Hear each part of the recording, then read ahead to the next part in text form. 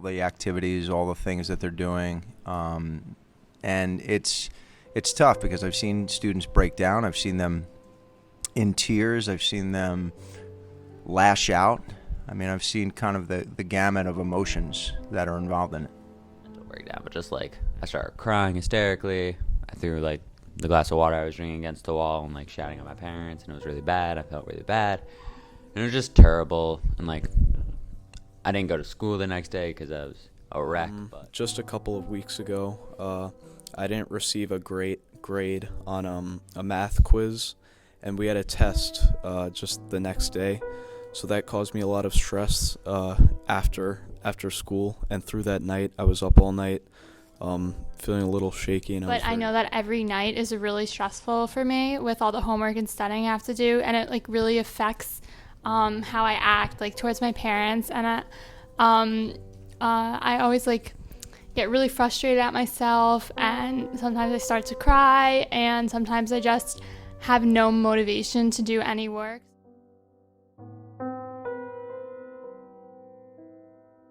About the worst situations involving student stress, there are a lot of relative points that come to mind just because people internalize stress differently.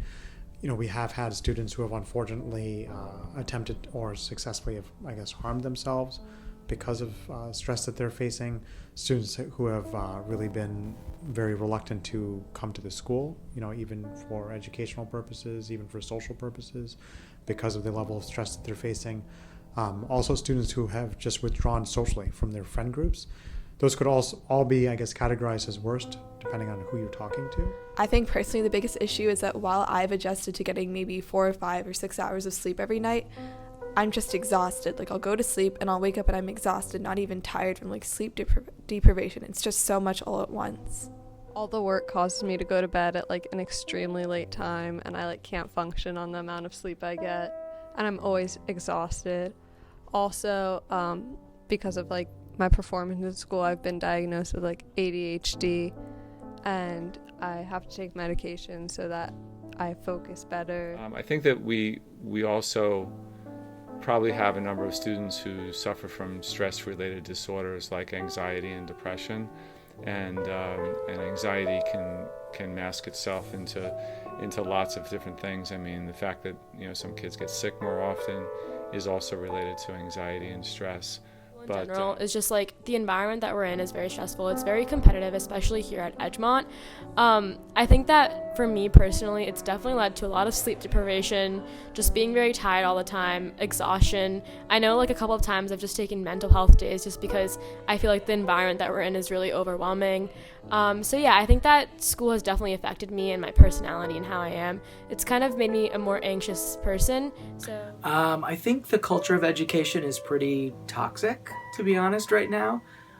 Kids and not helpful. I think most of the kids that I see either in groups or individually will speak about grades and stress related to grades, and that is the first topic of conversation, what they got on a particular test and how that score somehow defines them, or and I think that is not education. That is that's stress performing to a standard. It's really not it's not healthy for us to.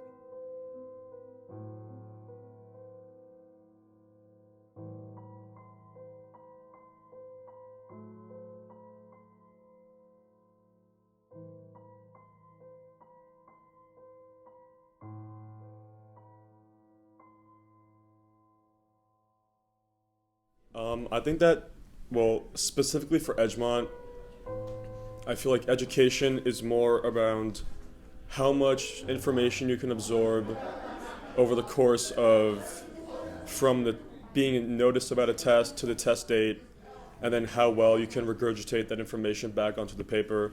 I think that in Edgemont, people are extremely critical about the grades that they get, and everyone has to be the best and has to get all A's and all AP and honor classes in order to feel successful. I don't think that's necessarily right. So I guess in the school system and in like the society of this school, there's a lot of competition, and I think that competition might motivate people, but possibly for the wrong reasons, and that it's not a good learning environment, because if the competition will maybe make you want to study more, but just so you can do better than the person next to you, not so you can actually learn more. The current culture in education is very superficial. I think it's driven a lot by college admissions officers, and instead of actually learning, a lot of students as a result put way more emphasis on what they think a college admission officer is going to want to see in order to allow that student to go to that school. That's actually a sad thing, because to a large degree, your elementary and your high school education is where those are your formative years. Those are the times when you're starting to essentially learn to think. And if what you're learning to think is that it's really style over substance, it's really how something looks rather than your capabilities and the process that you go through to get it, I think that's kind of a sad thing, and it's going to lead to a lot of superficiality in our culture to some degree. People rushing to go nowhere, really.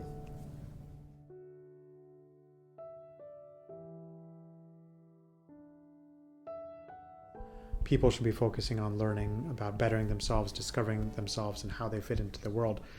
If it was possible, this is really a very difficult situation because we're a public school in the state of New York.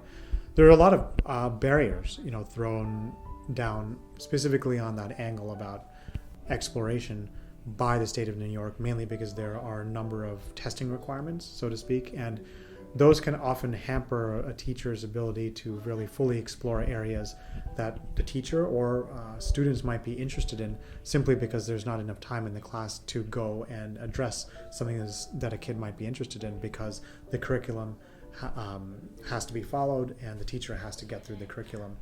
That could be for a Regents class, could be for an honors class, could be for an AP class.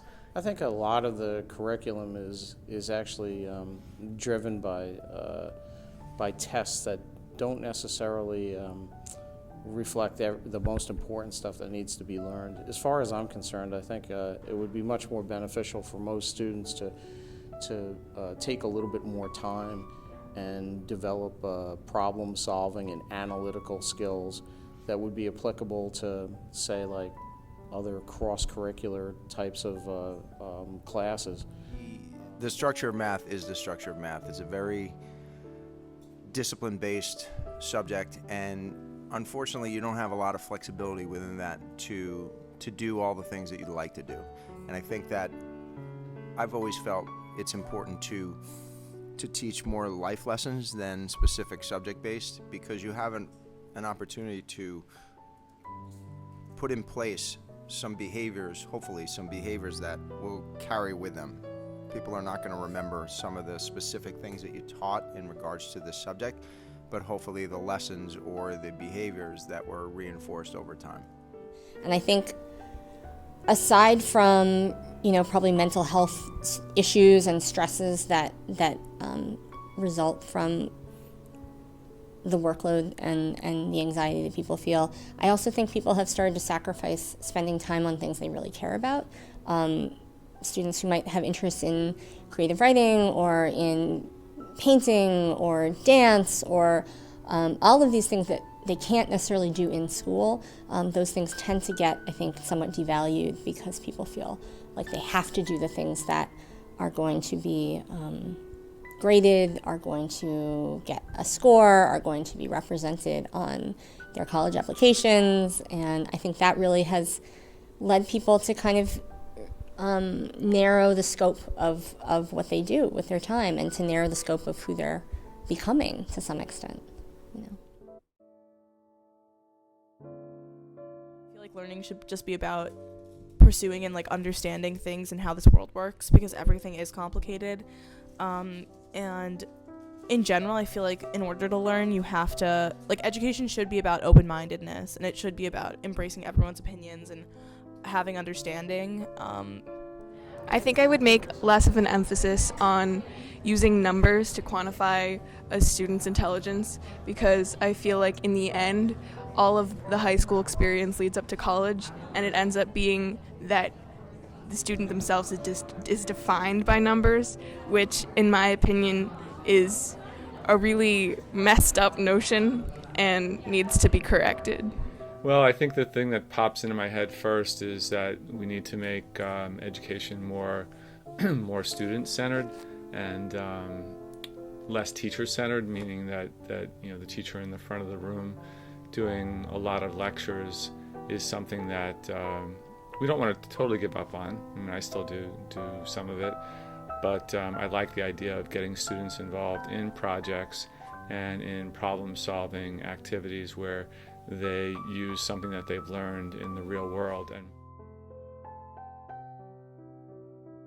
school is really important to building a person socially, and just making that school tries to make a person a well-rounded student by teaching them, or not student, but like a person, by teaching them a ton of different topics, which is really important. And I think the purpose of school is just to not create, but like help people turn themselves into well-rounded individuals who can help contribute to society, who can fit in and be social, happy, mentally healthy, knowledgeable. I think school should be about making yourself a better learner rather than just learning a bunch of facts and spitting them out.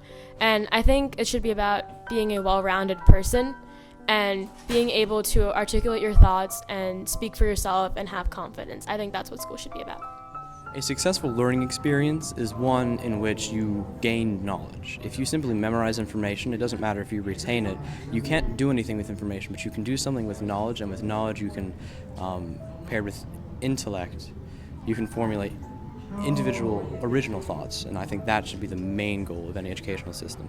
Because really I think what we all want is for students to want to learn and to crave learning and to learn based on what they're passionate about, and yet we're in this system that requires students to be in a lot of classes every day and to be responsible for so many different things.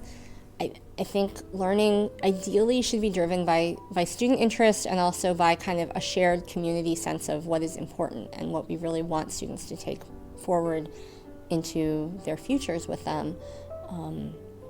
And that's what it should be. It should be meaningful, it should be deep, it should be central to who they are as people.